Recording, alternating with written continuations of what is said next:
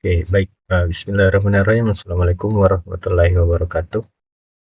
Perkenalkan, nama saya Hairin dari kelas PTIKC Angkatan 2023, Universitas Negeri Makassar.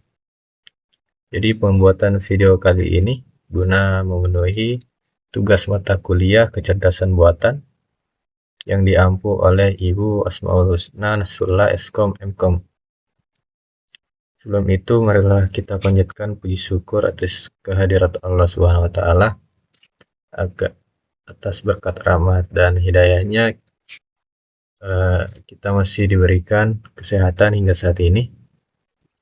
Tak lupa pula kita kirimkan salam serta salawat kepada Nabi Muhammad SAW,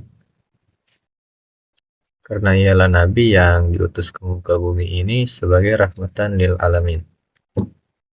Jadi pada video kali ini saya akan menjelaskan dua studi kasus mengenai materi masalah dan ruang keadaan. Mungkin langsung saja kita masuk pada kasus yang pertama, yaitu kasus mengenai wadah air. Jadi pada kasus wadah air, yang pertama di sini Anda diberi dua buah wadah air.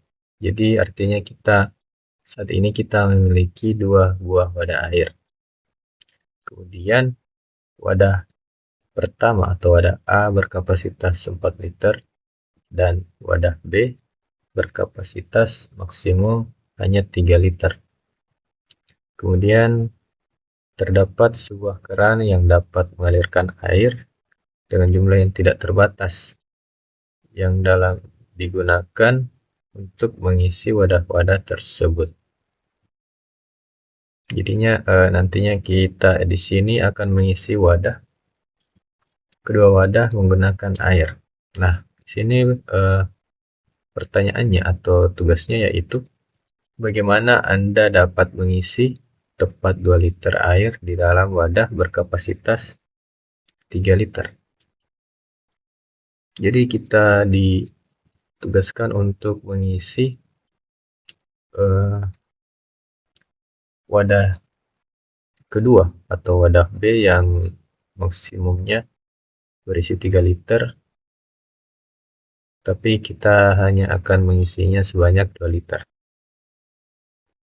Kemudian lanjut kita beralih ke ruang keadaan, di mana kita mengasumsikan X yang mempresentasikan jumlah air pada wadah pertama atau wadah yang berkapasitas maksimal 4 liter, dan Y yang mempresentasikan jumlah air yang di dalam wadah kedua, wadah 3 liter. Sehingga dapat disimpulkan X sama dengan 0, 1, 2, 3 ataupun 4.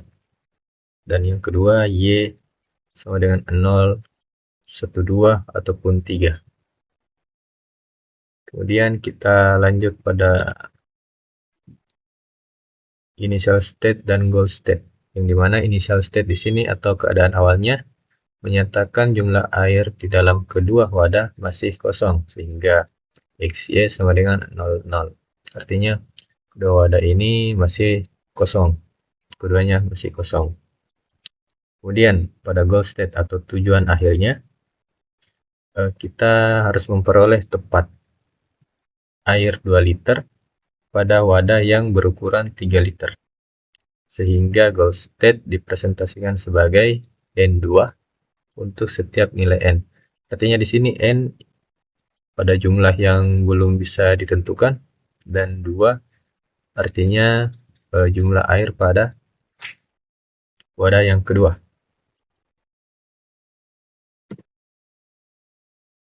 Kemudian kita masuk pada aturan produksinya. Di sini yang pertama aturan produksinya, isi penuh wadah 4 liter. Yang kedua, isi penuh wadah 3 liter. Yang ketiga, buang sebagian air dari wadah 4 liter. Yang keempat, buang sebagian air dari wadah 3 liter. 5. Kosongkan wadah 4 liter. 6. Kosongkan wadah 3 liter. 7. Tuangkan air dari wadah 3 liter ke wadah 4 liter hingga wadah 4 liter penuh.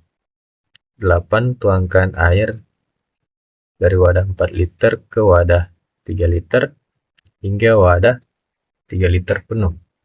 9 tuangkan seluruh air dari wadah 3 liter ke wadah 4 liter.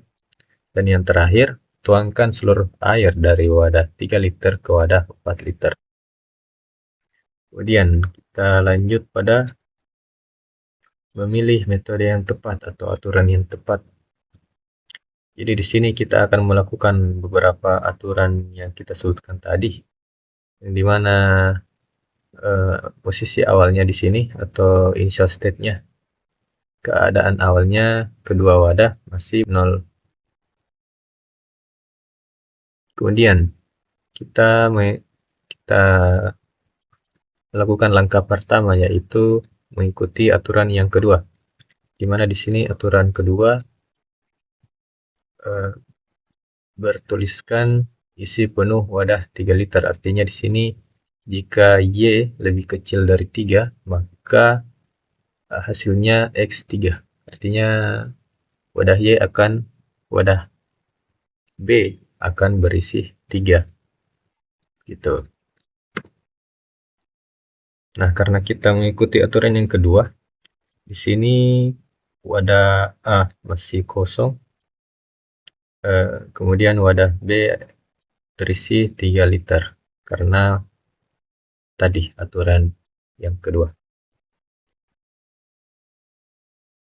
Kemudian langkah yang kedua, kita mengikuti aturan yang ke-9, yang dimana bertuliskan tuangkan seluruh air dari wadah 3 liter ke wadah 4 liter.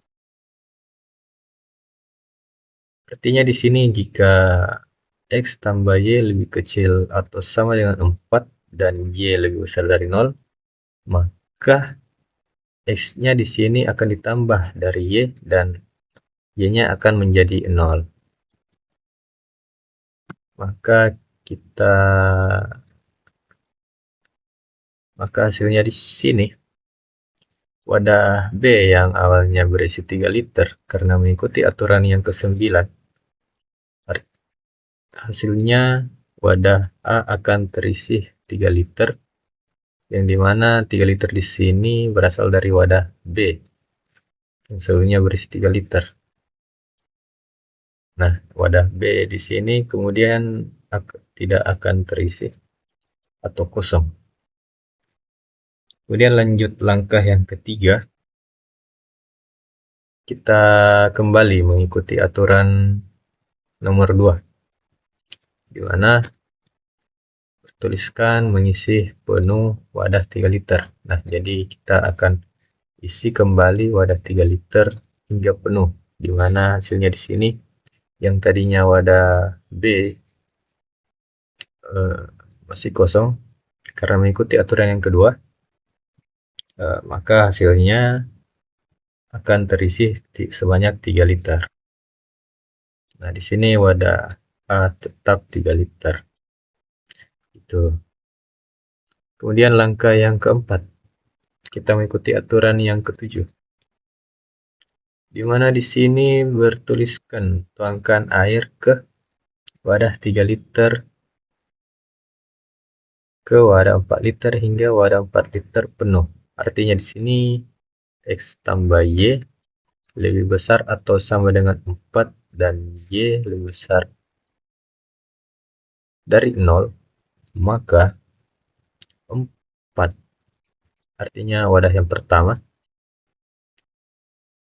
kemudian Y wadah yang kedua akan dikurang dari 4 kurang wadah yang pertama, wadah A.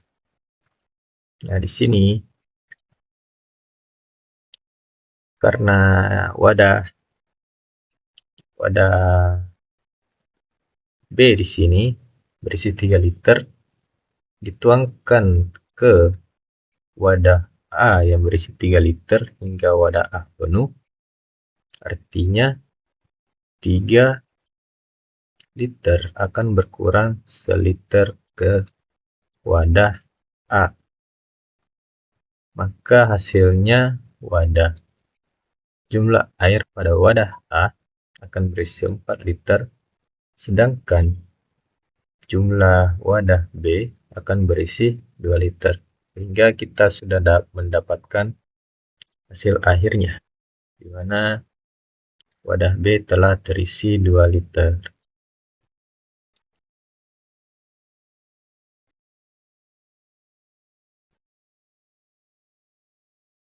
Oke, kemudian kita akan lanjut pada kasus yang kedua, yaitu puzzle 3x3, yang dimana di sini bertuliskan urutkan bilangan puzzle berikut sesuai dengan urutan angka yang semestinya. Dimana di sini urutan angkanya berupa urutan angka 1, 2, 3, 7, 4, 6, kotak kosong, dan 58. Kemudian kita berada di ruang keadaan, di mana urutan bilangan puzzle masih berupa urutan bilangan yang teracak. Seperti tadi ya. Di sini urutannya 1, 2, 3, 7, 4, 6, kotak kosong, 5, 8.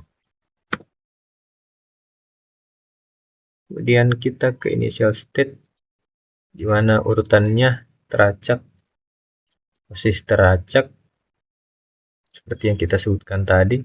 Dan di sini goal state atau tujuan akhirnya berupa urutan angka yang semestinya, yaitu 1, 2, 3, 4, 5, 6, 7, 8, dan kotak kosong berada di sebelah kanan atau sebelah angka 8.